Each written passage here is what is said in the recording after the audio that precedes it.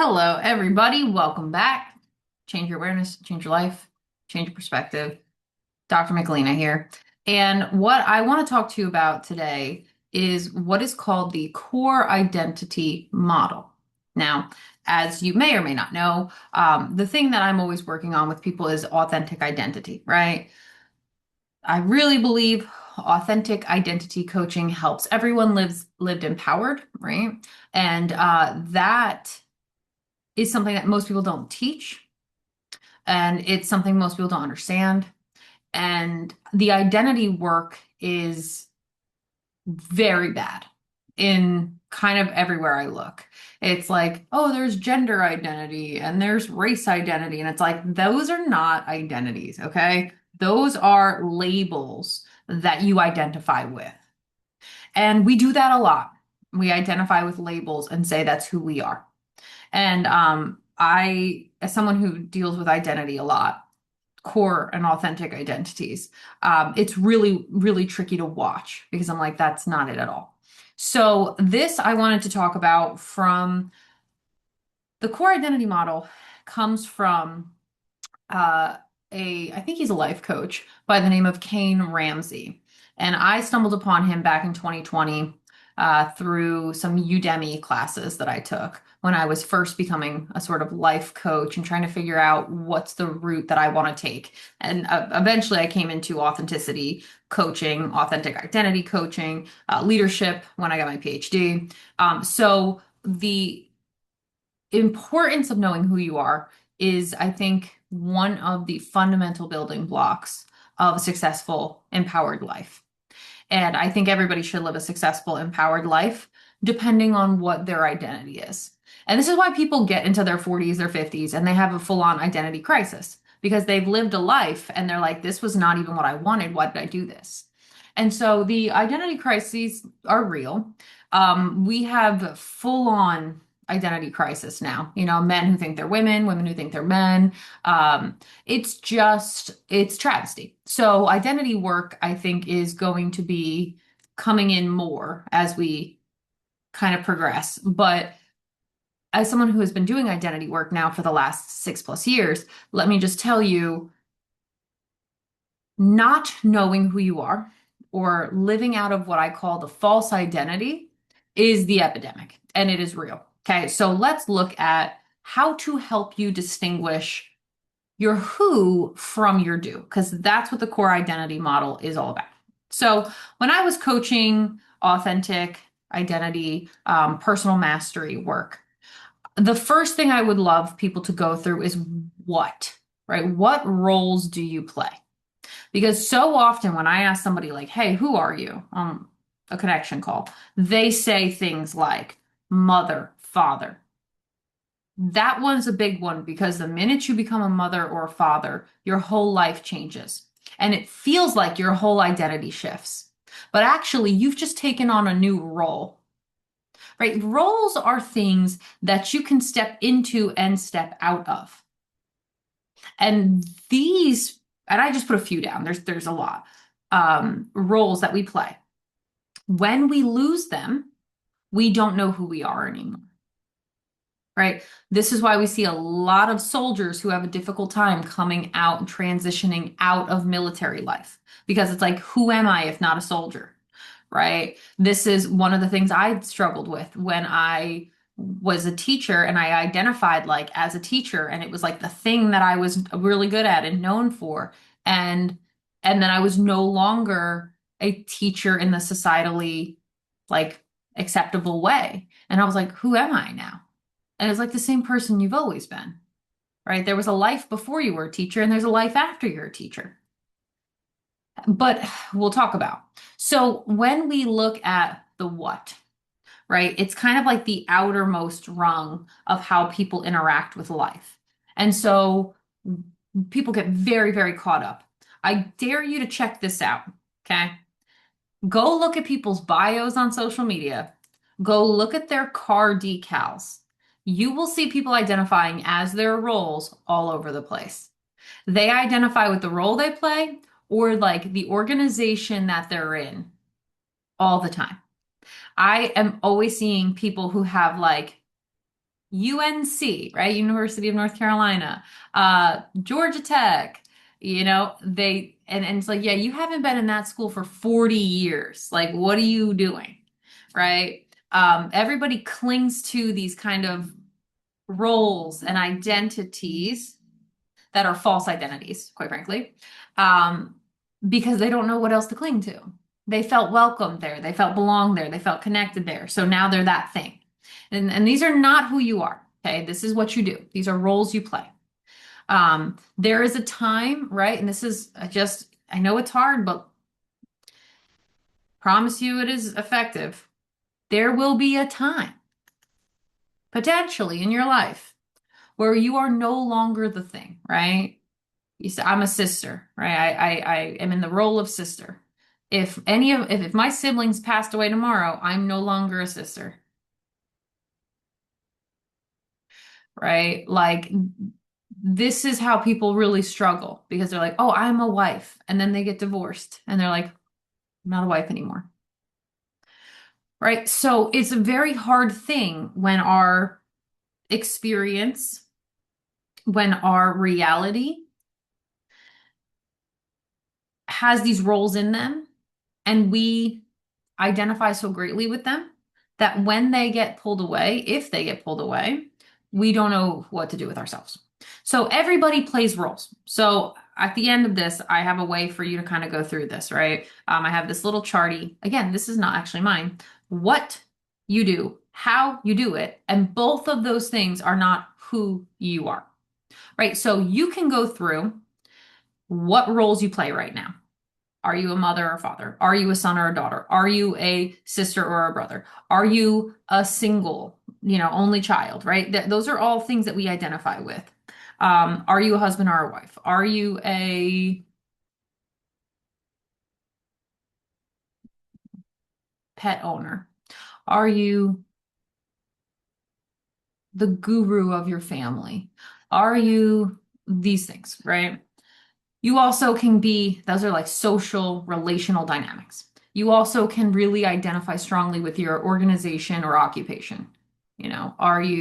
You're really proud of the fact that you're a business owner. You're really proud of the fact that you're a chef. You're really proud of the fact that you are like the best mechanic in your city, right? Like that's all great. Those are roles that you play. And you find out that those are roles that you play because can I lose this? If the answer is yes to any kind of loss, then it's a role, right? I'm a cat mom. If my cat dies tomorrow, I am no longer a cat mom, right? And so there are certain things that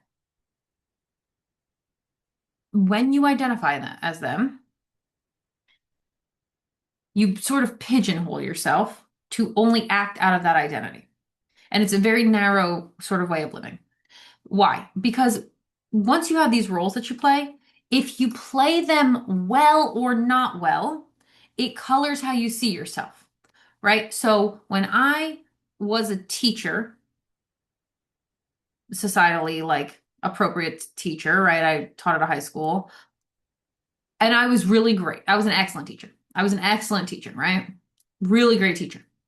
Until I did something that is inappropriate for teachers to do. And then I was a terrible teacher, right? That's a big swing. For 6 years, you're an amazing, excellent teacher, one of the best teachers, one of the best high schools, one of the best states, and one of the best countries for education. And then you do something you shouldn't, and now you're literally the lowest of the low, dehumanized, criminal, awful human. Nobody trusts you. Nobody likes you, right? It's a real big swing. It's a real big fall from grace. When you are doing something good or bad in the eyes of yourself, in the eyes of society, you now have personalized and internalized your role and how you've shown up in it and think it's you. This happens a lot with parents, right? If you're a new mom, you don't know what you're doing. You think you're doing everything wrong. You think you're doing everything poorly. You think you're doing everything badly. You're going to think I'm a bad person. I suck. I'm the problem. And you get this sort of false identity. And so much of that is a lie. So much of that is lie. So many people are living lies. Their life is a lie. They don't want to hear it, and I don't care. Your life is a lie because of the way you look at your identity. And that is true of like 99% of the population. It is why everybody is so volatile in the comments, because when you say something about an organization and this person sees their identity as part of said organization, now they're personally offended, right? We see that with like Democrats and Republicans, the right and the left. We see that with like rich and poor. We see that with black and white. We see that all over the place. When you identify with a role that you're in, you now are more apt to personalize any discussion around said role. And the truth of the matter is, those things are not who you are. They are roles that you play. I'm a Democrat. No, you are not. No, you are not. Being a Democrat is your political affiliation. And the reason that you are politically identifying as a Democrat is because of things that you believe in, believe to be true, right? It's really very shallow living to have the role and to judge yourself out of it. And that's what most people do. You're a bad mother. Okay. And so when we really get to the nitty gritty, that's not what your identity is. None of that is who you are. None of that is who you are. That's all what you do. Those are roles that you play, well or poorly, based on standards that may or may not be fair, right? Like, you can go through and make a list. I do this with my clients. I work this through with them. You can go through, put down all the roles you play. Then you can go to every single role and analyze, and again, this is why some people need help. It can be hard to do this, how you're doing there, right? So if you're a daughter, I'm a daughter, and I feel like I don't call my mom enough, I don't see her enough. Now I think I'm a bad daughter. Why? Because of these performance standards that I have put on myself that are not real. Everybody's living in delusional land because we put these performance standards on ourselves and then we review ourselves and we find ourselves lacking. Everybody's living in this like rigid form of legalism and they don't even know it. This is part of why the world's so mad, the world's so quick to be offended, the world's so disgruntled, the world's so bitter, the world's so resentful, is because nobody gives themselves grace, because nobody's looking at themselves truthfully. They're looking through themselves at the lens of their role and how they perform in it. And then they wonder why the world is so boxed in and performative. And it's like your whole identity is out of that worldview, and it's a very false identity. None of that is real. Here is what is real, okay? Who you are comes in I am statements, right? And the problem is our language is so shallow that we'll say, I am a Democrat. No, you're not. What is a Democrat? Okay, that is not a thing. You need to describe identity, character, personality. You need to use trait language. You need to use values language. If you value peace, you will likely be peaceful. If you value communication, you are likely communicative. If you value fairness, you are likely fair. Now, a lot of times what happens is people say they value X, Y, or Z thing. They don't act out of that thing. And this is why we get a lot of hypocrites. But who you actually are is more fundamental to humanity. It's universal. right? Like every human is creative. Now, I don't know how you're creative. The way I tend to be creative is like analytical frameworks. And anybody who knows me knows I'm constantly making analytical frameworks all the time. Little diagrams that like better explain concepts analytically, right? Infographics, if you will. I'm always doing that. You can be creative in the kitchen. You can be creative through photography. You can be creative in any single way, shape, or form. But the thing about humans is they are destined and hardwired to create. That is why we call it procreation. Biologically, you are going to create. Why? Man has seed, woman has seed. Seeds come together, seed germinates, seed creates being. You're a glorified plant. No, I'm just kidding. But really, you are creative. And it doesn't stop biologically. It's just you are creative because we are made in the image of the creator. Therefore, creation is just something that everybody does, right? Who you are is creative. Now, again, children know this. All the children are creative. All the children are curious, right? If you really want to know about identity and who someone is, look to the standards among the children. Children question everything. Why? Children are curious. Why? People are curious. It's part of being human, right? So there are fundamental human traits that you just are because you're alive. I am creative. I am curious.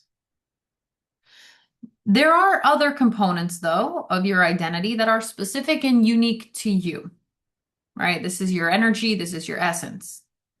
Like as my own self, I am a relatively melancholy. My essence is of a melancholy temperament, right? And so there are certain things that come with a melancholy temperament that are very true of me. They are not true of everybody.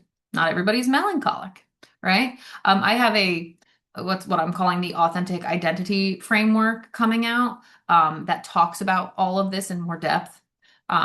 It's kind of talks about how identity is a sort of ecosystem of sorts. It's got all these moving parts. It's like our bodies. It's like the solar system. It's like the world, right? Our identity is the same way. And that's not a unique concept, but the way I am looking at it is, from what I have seen, a Michelina original. But identity is more than just one thing. It's a collaborative kind of experience. Your identity has, it's like a diamond, very multifaceted. And so there are things that are unique to you.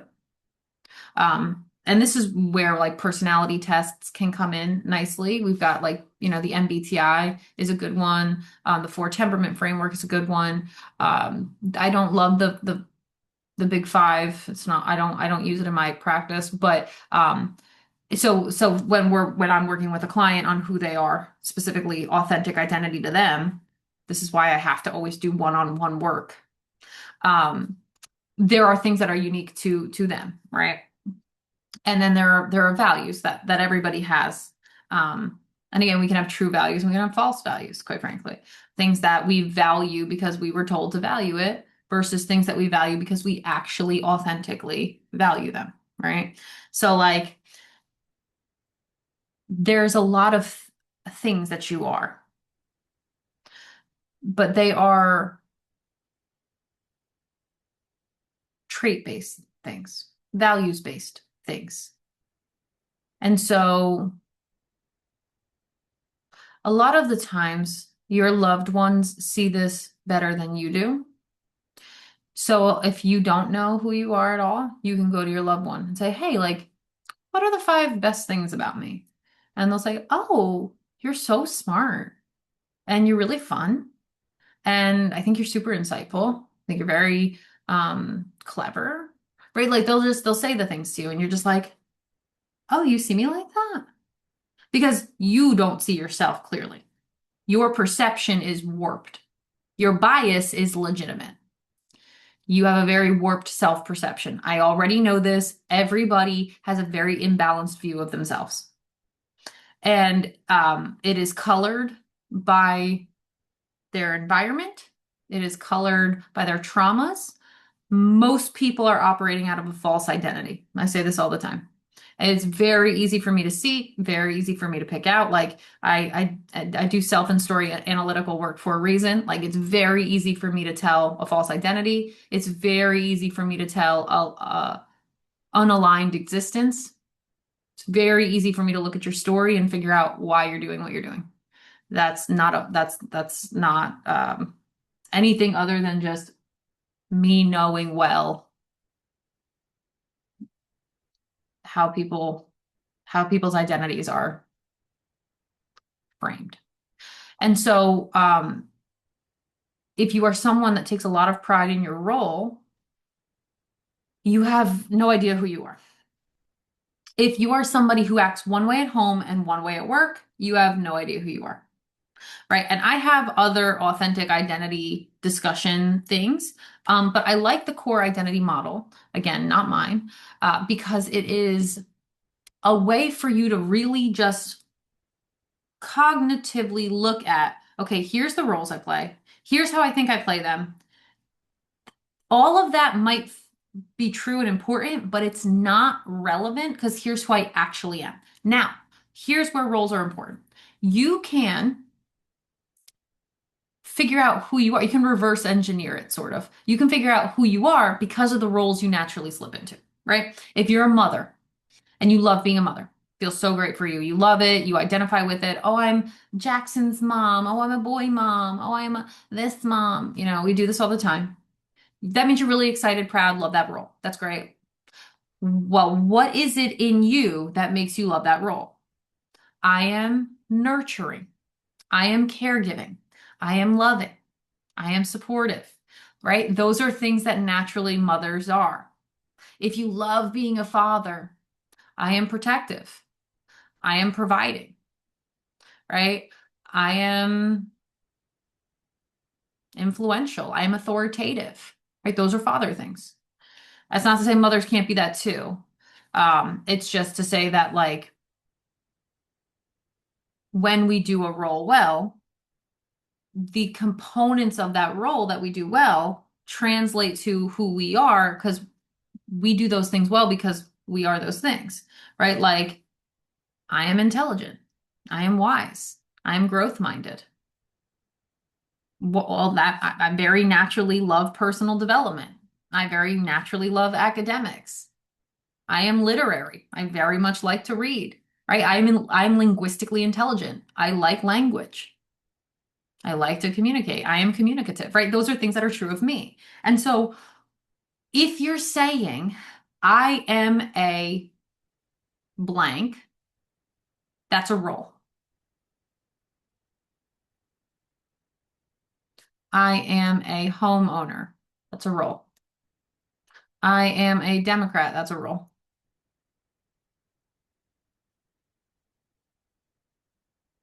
Now, it is more complex than just this. This is a very basic model I'm wanting to give you here because you do have something to the effect of cultural identity, right? Racial identity, sure. But even still, those are physical markers of your biological background.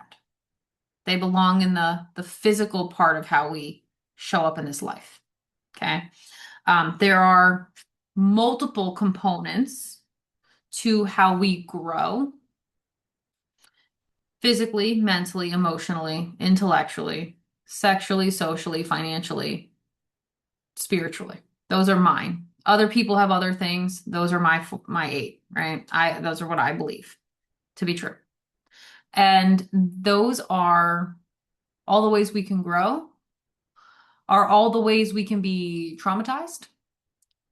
And the ways we grow and or don't grow can very much factor into how we see ourselves. and what identity we're functioning out of, a true one or a false one. Most people are functioning out of a false one, right? So like, and the world wants to do this to you. They want to categorize it, right? Every job application you apply for, what's your racial ethnicity, right?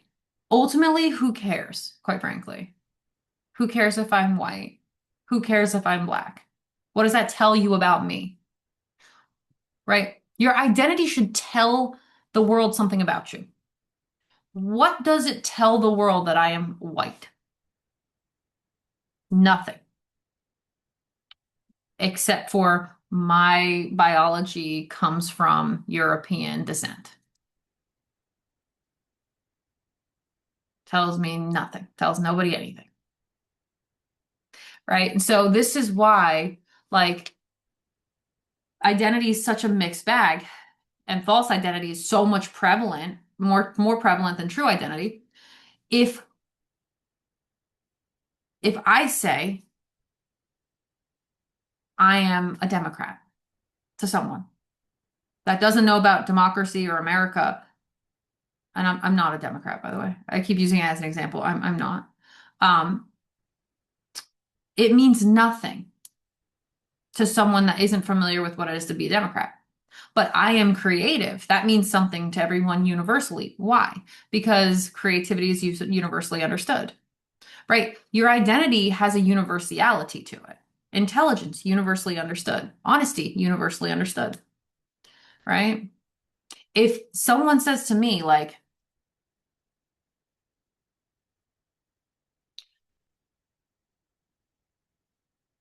I am straight, right? People love to identify with their sexuality, their sexual orientation, I should say.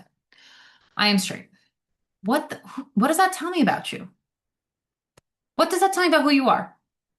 I am straight. You prefer the opposite sex to mate with? Okay, cool. Congratulations. The sun is hot. Like, what does that tell me about you? Right? This is why the world's in an identity crisis. Because they're looking at the most inane parts of themselves and projecting them as important. They're not. That's not. That tells me nothing. It's unimpressive. I don't care. Right? Tell me about who you are. Don't tell me about your sexual orientation. What does that tell me about who you are? Right? So, who you are, your core authentic identity, has got to have some kind of universality trait, kind of a connotation to it, because it tells me nothing about you. When you give me the role, you give me the culture, you give me the sexual orientation, you give me the political affiliation, who cares? Who cares? It literally doesn't tell me anything about you. Now, if I take my time and reverse engineer it, I can say, oh, okay, well, in the role case, somebody who is a doctor, right? Well, they enjoy helping people, of course, so they're helpful, they're intelligent, they're potentially trustworthy, steadfast. Doesn't exactly tell me about who they are. It tells me a lot about maybe how they operate. But again, the outside in model, the reverse engineer model, is not as good as the inside out model. That's why I'm constantly like just cutting to the core of people for that reason. Someone the other day called me like a doctor of the spirit. Technically, I'm a doctor of leadership, but I truly believe that like the first person you have to lead is yourself. First person you have to know is yourself. And so when you are in good leadership, you have to be in good self-awareness. And if you've seen any of my other things on authentic leadership, you already know this, because I gravitate toward the authentic leadership model for a reason. And the authentic leadership model means you have to have self-awareness. Self-awareness means you have to know who you are. Knowing who you are means you know your core, true, authentic identity. Right? And so the core, true, authentic identity will sound more like this, right? I am intelligent. I am insightful. I am productive. I am peaceful. I am loving. If you are somebody who identifies as Christian, which again, I am a Christian, that is not who you are. That is your religious orientation. Okay, that tells nobody anything. If you've never heard of Christ, you've never heard of Christian, what does that mean? Okay, so I am a Christian is irrelevant. I am a blank. That's not who you are, right? But if you are someone who identifies as Christian in your sort of religious affiliation, then there are fruits of the Spirit, Galatians 5:22 and 23, that you should be knowing you are those things. I am patient. I am kind. I am self-controlled. I am loving. This is why now I tend to only work with Christians because I want to hold people to the highest standard of who they are. And so all the time when I'm talking to people and they say that they are Christian, and I say, you identify as Christian, but you are not acting like one. So, right. And so it's a standard. And again, that is something I will talk more about in my authentic identity framework. Stop living the lie. That's what I'm calling it. But your identity has a lot of semi-fluidity to it in that there are things that are just true about each and every person. You again look to the children. They will tell you they have personalities from like 6 months on. Like 6 months, you can know what you're dealing with. I've got nieces and one nephew, two nieces, that are 4, 3, and 6 months old. And the personalities that they had when they were 6 months are the personalities that are coming out at 3 and 4 years old. There are just certain ways that people gravitate that are intrinsically blueprinted to them.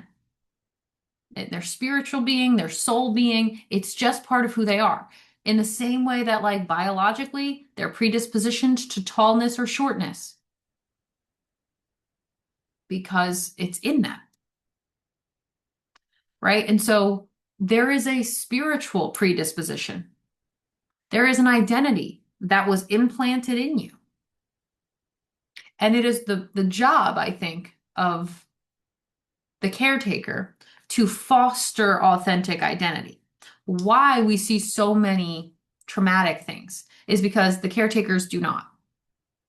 The parents don't, the pastors don't, the teachers don't, the coaches don't, because the adults in the world of the child are trying to make them into something that they want them to be, that they weren't, that society approves of, that are the standards.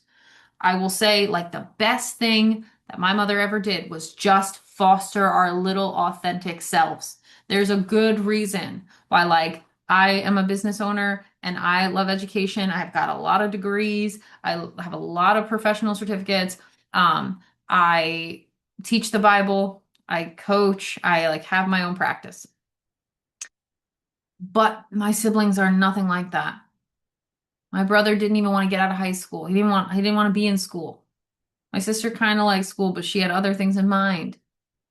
Right? Like, and my mom just let us be who we were. She was never like, I think you should do this thing.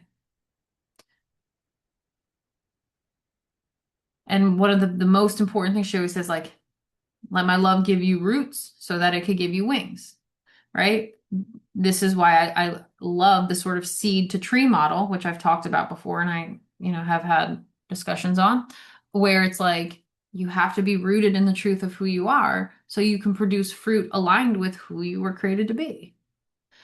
And so part of knowing the core true identity of yourself is knowing you're probably operating out of a false one. And the false identity, very much so, is the role you play, how well you play it, your affiliations, your organizations, your occupations, all those things are false identities. And the majority of the world is operating out of them, right? You even see it, right now we're in the World Cup, right? And people really identify with their nationality. You can see that. right? And it's like,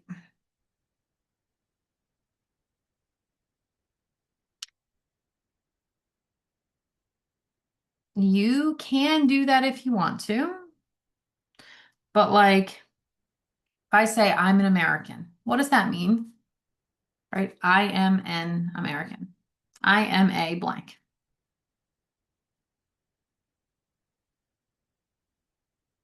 What does it mean to be American? Well, if you are someone who's had a propaganda for your whole life, you're going to think, oh, that means I'm stuck up and rude and this, that, and the other thing. If you're somebody that loves America, you're going to be like, oh, that means she's really nice and really fun, right? Like,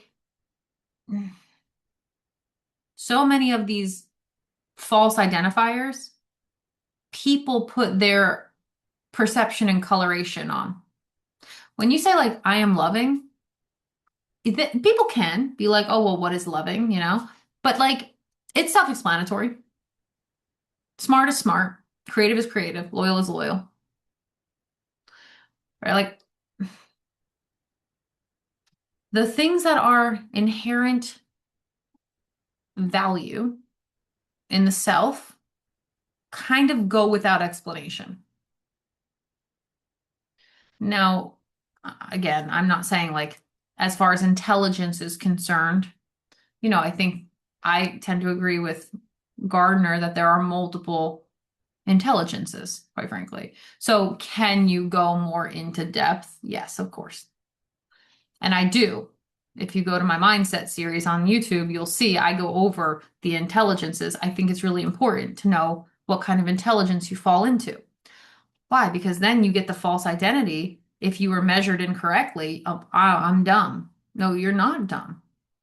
You're not dumb. You are maybe not linguistically intelligent, which is what schools primarily use, but you might be spatially intelligent. You might be interpersonally intelligent, right? Like if my mom did that with my brother, she didn't, thankfully.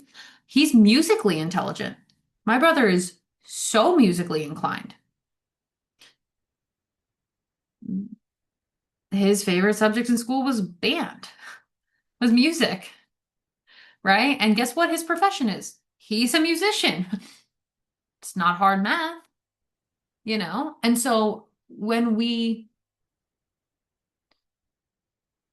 let people be who they are, they can get on more authentic life paths that are actually fulfilling for them. And so that's not what the world tends to do. And it is a resulting in an epidemic of bitter, lonely, depressed, anxious, unhappy people. The other thing about who you are, right? We can go on we're almost done here. So, another thing about who you are, this again, you can do this. You can do this. Analyze kind of the things in your life. Who you are is not how you feel. I'm anxious. No, you're not. No, you are not. Right? You are feeling anxious. You are in a trauma state. You are functioning out of a dysregulated nervous system. You have had a hard upbringing, right? No, you're probably not an anxious person. Anxious is a feeling. It's not a trait. It is, you can bring it back to like neurotic. I am a neurotic person, sure. Neuroses, you potentially can identify as neurotic, but even that tends to be a little bit of a false identity when you get into the deeper spiritual layers of things, which I'm not going to do here. But there are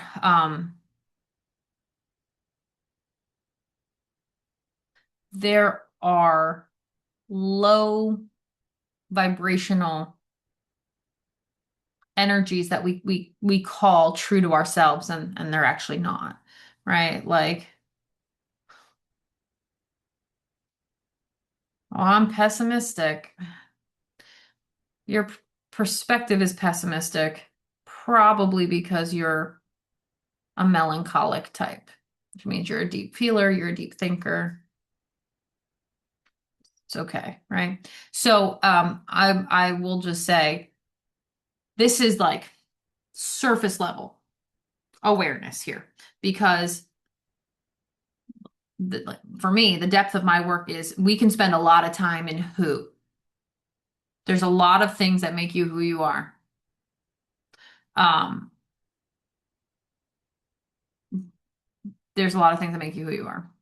And mm, most of that is not what you're living out of because most of what people are living out of is what they're doing and how they're doing it. These are the lies to your core identity. The truth is much deeper than that. The truth is that you are a spirit, you have a soul, you live in a body, which again, most people are not aware of. And so there's a three-part process to who you are. Your spiritual self, which is energetic. Your soul self, which is your mind, your will, your emotions. Every person has emotions they gravitate to more or less because of who they are. So you want to be aware of those things. And your physical, right, the body that you live in, also has components to it. And the reason why most people are living out of a false identity is because they're looking at false things and they have a false reality. And it's very difficult for most people to see another person as a human. This is part of the work I do a lot with my clients is I'm like, people very much so get upset at their relations, their husband, their wife, their mom, their dad, their kids. And I'm like, that's because you're looking at them in a role and not as a human. We unintentionally dehumanize everybody all the time, and mostly we dehumanize ourselves. We try to treat ourselves as though we are the robotics. Like everybody's so upset about the rise of AI, and you're out here actually treating yourself like a robot. Don't show anyone your emotions. Don't let anybody know what you think or feel truly. Like everybody's got a performance, everybody's putting a mask on. And you know this because when you say to someone, "Hey, how are you doing?" Default answer is always, "Oh, I'm fine. Things are good." Lie, lie, lie, lie, lie, lie, lie. I can tell all the time now from people's language when I just analyze language all day, basically. And so I can just tell a lot of times where they're coming from just by what they're saying, you know. Um, but it is a performance most people are doing.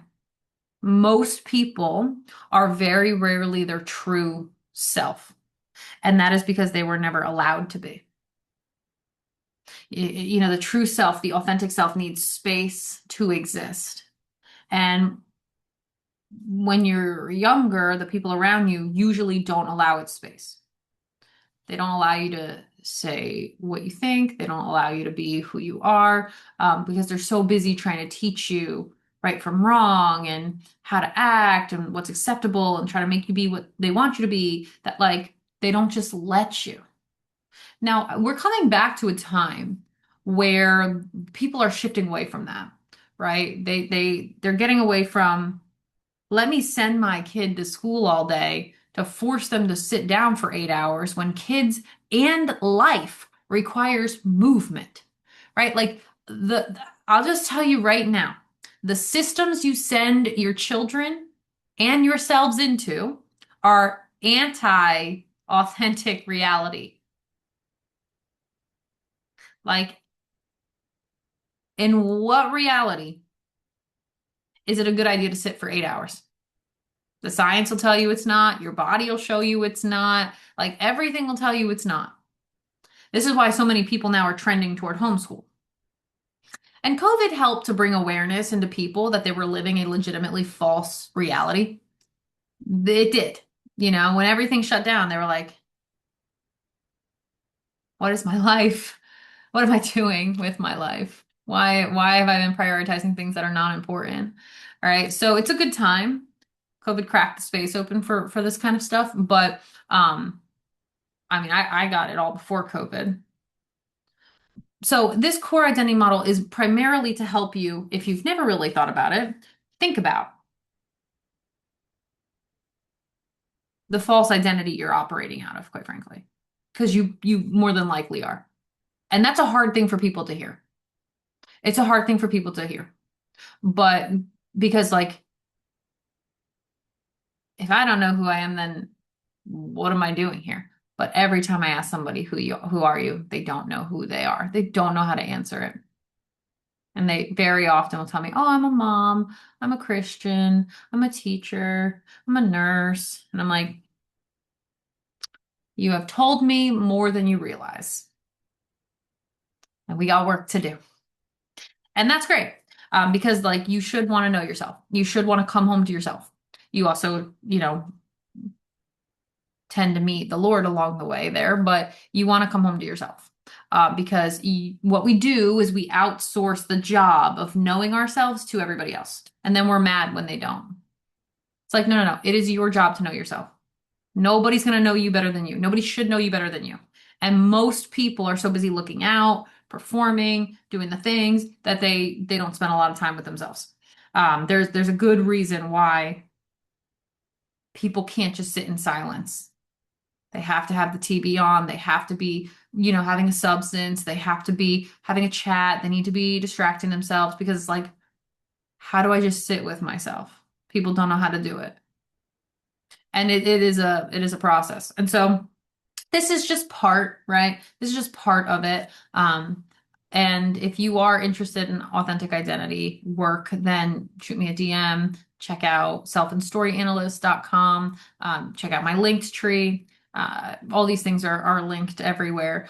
But if you are ready to kind of get to know who you are, who you were created to be, and function out of that, then I would be happy to help. But really, the more important thing here is that you realize there is work to do on knowing yourself better. And this is one framework that can help you kind of dig a bit more into that.